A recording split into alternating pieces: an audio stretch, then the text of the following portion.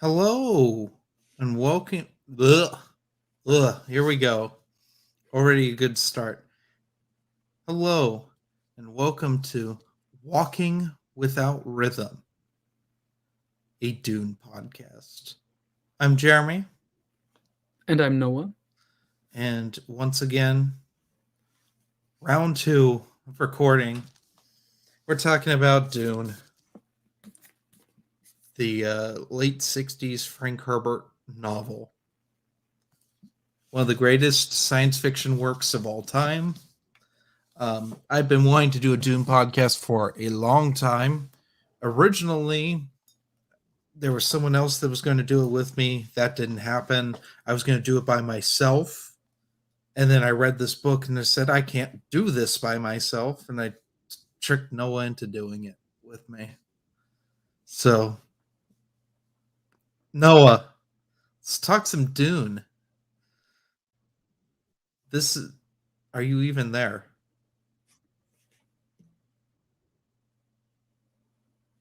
We're already having technical difficulties.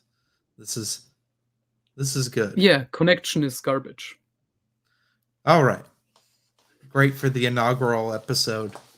Oh, if you are not familiar with our podcasts we do together, Noah's internet's trash like half the time, so this is common. So Dune is about Paul Atreides. It's his rise from being the ducal heir of House Atreides to becoming emperor of You the are universe, basically. And we completely lost Noah. Um, that's just part of Dune.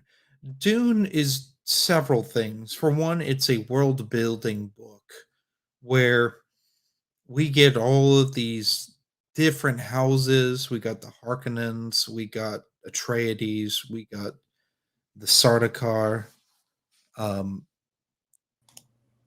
we got we got all these different sort of houses. They're all like they all have like their do the they're all like royalty, but there's one emperor that rules over all of them, and they all fight over basically this planet called Arrakis, where they get spice, and the spice is called melange, and it is used to power their ships so they can have inner space travel. They feed it to the navigators, and that's how space travel works in the Dune universe. Um, God, this is going to be the most boring thing ever. Trying to explain Dune. yeah, I already missed like the first part of your entire speech. That's all good. I just explained the houses. Okay. Um, and I'm explaining spice.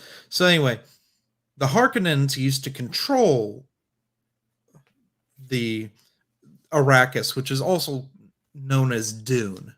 They say that it's like its slang name, basically. Oh yeah, that's Iraq, something I wanted to ask you. Is it called the planet just Dune as the nickname? it's the nickname, but the Okay. planet's name is Arrakis, technically. Yeah, I know, because I was just wondering, because in the German translation they just call it the desert planet Oh, as like the nickname, which is also the title, by the way. oh, I'm so glad the Germans once again changed Butchering titles stuff. of things. It's not just Stephen King books. But yeah, so Dune, the House Atreides is basically told by the Parashar Emperor that they have to now take over spice manufacturing on Dune, which is an absolutely inhospitable planet, which has the Fremen on it. And the Fremen are a very tough people that live out in the desert. There's also sandworms, and they're humongous. You saw them in The Hobbit 3, The Battle of Five Armies. They showed up for no reason in that. They made a cameo. They made a cameo because they ran out of things from Tolkien's work to rip off. So they went to Herbert's work. Yeah, Uh that's great. huh. But yeah, Dune is interesting. We have all sorts of political intrigue and betrayal going on, which I don't want to spoil. But this is a very political book, which none of the films really understand how to do because politics is boring. So they don't film it.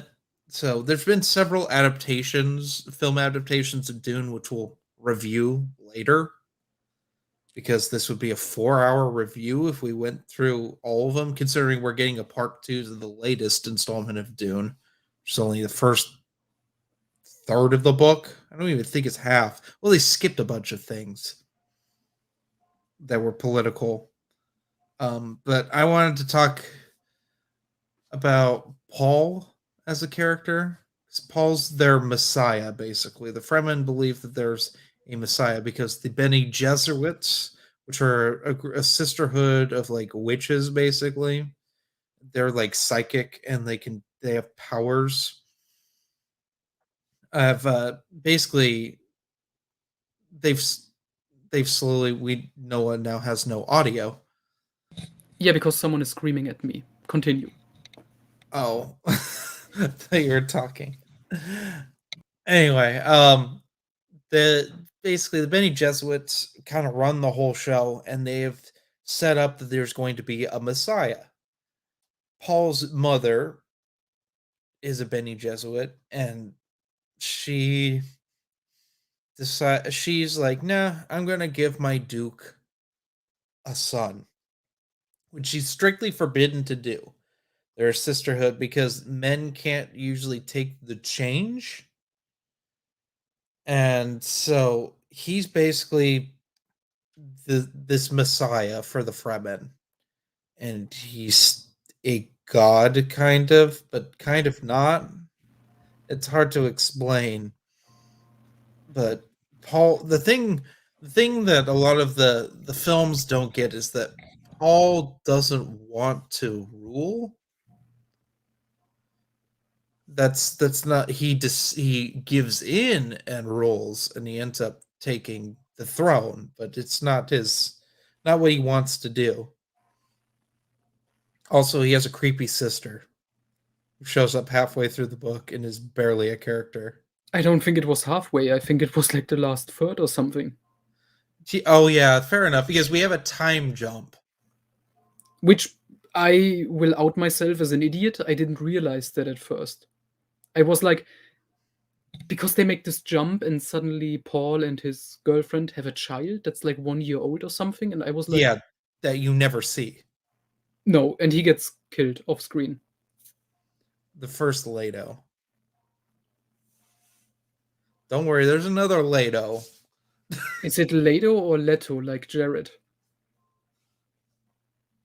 I don't know. I've heard it pronounced both ways. Hmm. Um, named after his father. It's just, yeah. I started Dune Messiah already, and I'm just like, okay, because unlike this, where this thing's a behemoth, Dune Messiah is maybe a third of that in Yeah, length. it's very short in comparison. Which initially I going in like, oh, it's going to be a nice epilogue. No, it's something very different. Okay. Is it Uh, because this one is like the exposition heavy, world yes, building? yes. Um, and we're going to be skipping over a lot of things with Dune because Dune needs to be read. Like it's nearly impossible to summarize everything that happens in this book. It's Yeah, the I most can only give like general impressions. Like with the world building, the first couple of chapters were so confusing. Oh really? Yes, and I kind of wanted to give up, but once I got like into it and I kind of began to understand, all this universe, it Mhm. got better. It got really good. Yeah, I listened to this. They've basically made an audio drama slash unabridged audiobook of it. So some of it's dramatized, some of it isn't. And Hans Zimmer actually did score for it Hmm. because Hans Zimmer also does score for the new movie, which is better than Hans Zimmer. We've talked about Hans Zimmer on our podcast, Live and Let's Discuss, the King of the French Horn, and Two Notes, Yeah, when he goes full Batman Begins.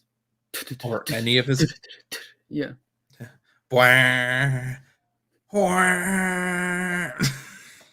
Yeah, but his score for Dune is very nice. It's not great, but it's not terrible. Um, yeah, it's just a ton of characters in this. There's a ton of world building, which I have a feeling the later books will do. Also, there are books that happen in between the time gap. Paul of Dune is a story that happens between the first half and second half of Dune, and I think Winds of Dune also happens during that. Those are written by Kevin J. Anderson and Herbert's son, right? Yes, Okay. Paul of Dune I've heard mixed reception on, and Winds of Dune seems to be hated because it's a nothing story. That's the one Matt Wilkins can't stand. And Matt Hmm. Wilkins is a big forgiver of anything Kevin J. Anderson's ever written. Yeah, because that's something interesting we have to mention with Dune. The people who love Dune, at least the first book here, they despise Kevin J. Anderson. And it's not like with Star Wars, where he's also controversial, but he has good stuff. Even I, as a not Kevin fan, like some of his work. Mm-hmm. Dune fans literally wish him dead. Like, they are extremely vicious. Yeah, well, the thing is, Frank Herbert has vision, and only Frank Herbert can write that vision, is what I think is going to be our opinion once we get to his last book, which is his weakest, which I think is Chapter Houses of Dune. You're muted again. Yeah, because people keep just screaming at me. Why are they screaming at you? Because there was just, in the mail, a couple of new books arrived. Oh, nice. Yeah. I never film with you when your family's up. So this is Yeah, that's why. It's usually really late at night. I thought it'd be nice and just wake up early and do this. Yeah, there's a there's a lot to the we've said this so many times. There's a lot to this book. There's a lot to unpack. There's a lot of it's a political book, it's an epic, it's a coming of age story. It's Frank Herbert's vision is to not trust charismatic leaders, which is what Paul becomes. Because, I mean, they will always, your heroes will always fail you in the end. But it's weird. So, concubines are a thing in this, like openly having concubines. Yeah. Oh, well, we should before we go. So in Dune, guns really aren't a thing because they have shields. And the shields kind of they block against that sort of thing. So people have gone to using blades again in the future. Also, machines aren't a thing because there was like a jihad with the machines, and the machines tried to take over. A Which is Terminator situation? yeah, well, Kevin J. Anderson has a trilogy on it, Hmm. which I've heard is insanely messed up and gross. So I'm excited to read it. According to Matt Wilkins. Oh, there we go. Yeah, my copy has some of these original illustrations. Nice. I don't know if mine does or not. But yeah, Dune's awesome. It's good. It's really good. Really good book. I don't know. Noah, did you think it was good to read? Oh yeah, I would definitely say it was. Like I said, after the first couple of chapters, which I think that's a good thing. Mhm, Herbert's world building, he doesn't really give you that much like exposition at mhm, first. Like he just throws you in and no, this is the world. And these characters talk about stuff like they know, but we as the readers don't know yet. mhm. And we kind of, you know, have to learn it throughout the story. Otherwise, you won't follow anything in here. Huh. That's yeah. Yeah, I prefer it over what comes to mind. You ever read any Terry Brooks's Shannara work? Oh yeah, his first two books. You know how in the beginning of each one of those, he Al-Anon will drop a exposition thing. Yeah, You never read the Wish song, third one, and not yet. because each time he makes one of those Shannara books, he has to retcon what he said. Yeah, I So noticed in book two already. he does it in book three as well. Mm. So we don't get that in this, which is super nice. Because most books like this would just spend forever explaining things. Like Do Androids Dream of Electric Sheep also comes to mind. Philip K. Dick's book that was made into Blade Runner, which I think is an awful book, which you can at me if you want. I don't like it. It's not that good. What Ridley Scott did with that movie made it so much better. But yeah, there isn't a lot of exposition. There's a lot of things that you just like accept and move on with, like the concubine. So Duke Leto, um, Paul's father, is not married to Paul's mother. Um, she is a Bene Gesserit concubine, and that is designed because he wanted children, but in case he needed to marry someone for like a treaty, that was still on the table. And the head of House Harkonnen likes to have sex with boys. Yeah, and That's his what is it? His nephew? oh yeah, what is his name? Fade Ralpha. Fade Ralpha's psychotic. Yeah, and we get early on with like the Harkonnen guy. We get like his thoughts about his nephew Mhm. and how good looking and everything he is. And it's really off putting at first, and then you realize, oh, the character is supposed to be a pedo. Yeah, but he only has sex with slave boys.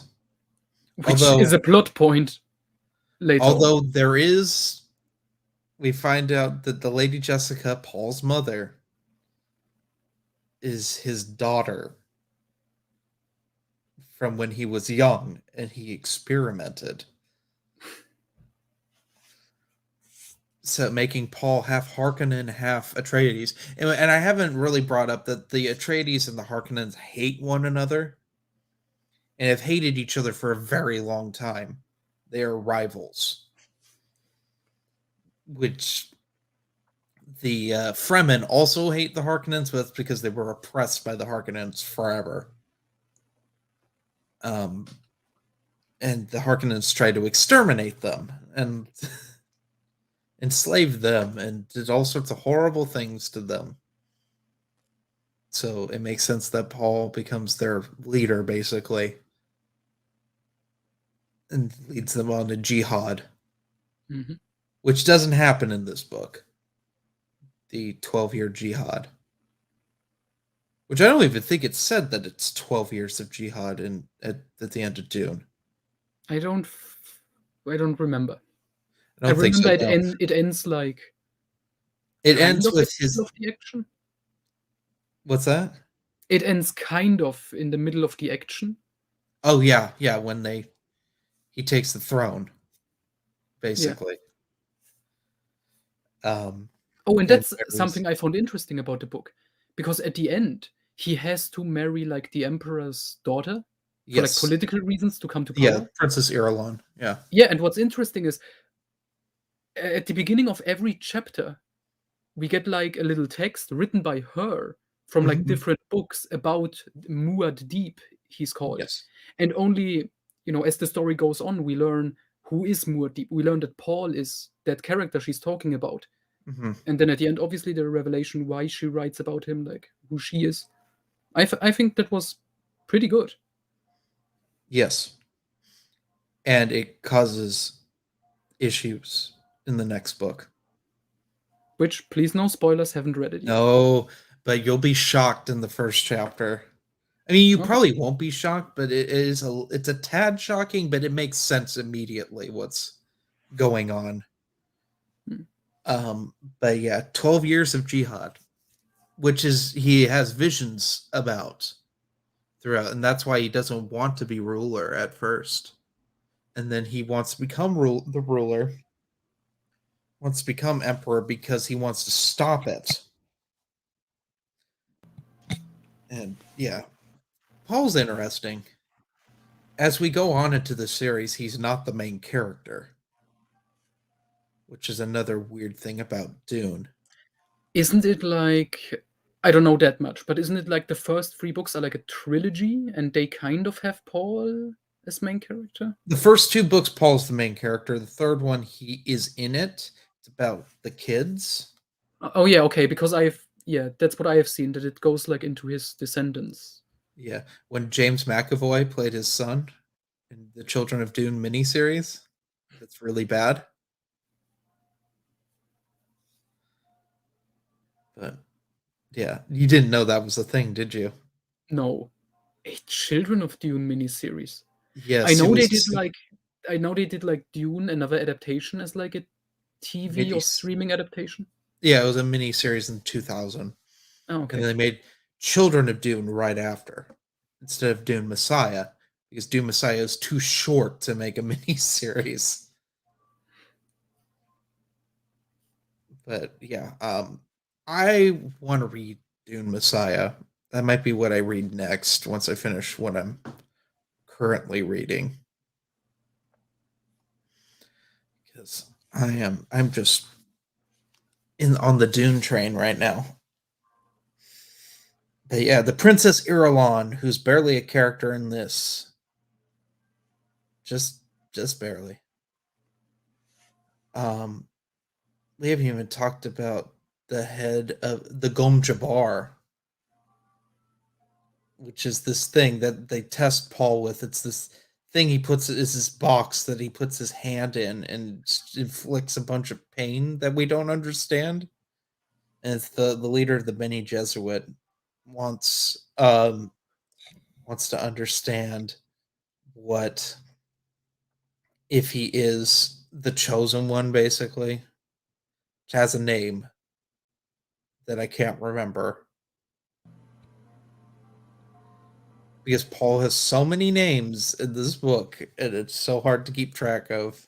Right, because when he joins the Freeman, he wants to be called Muad'Dib, Yes, like in public, but then he yes, has like a new name yeah. when he's like with He's his called Usu within the direct tribe.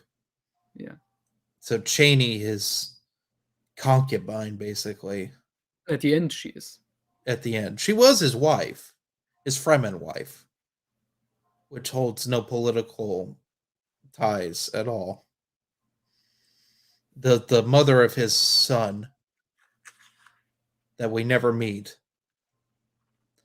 If I have one downside to Dune, it's that. Like, why even have that? It's bizarre. So weird. Anyway, any do we want to go further with Dune? I don't know if I have much to say. It's a great book. It is a really good book, and I highly recommend it. This is like one of those classic books that you should read. Ooh, I'm having a bad internet connection too. Yeah, I see it. You're a little bit pixelated. Huh. Okay. Well, we should probably stop it there. But yeah, I highly recommend Dune. I think everyone should read it. Yeah, Anyway, agree. join us next time as we tackle Dune Messiah. Have a good one. Bye bye.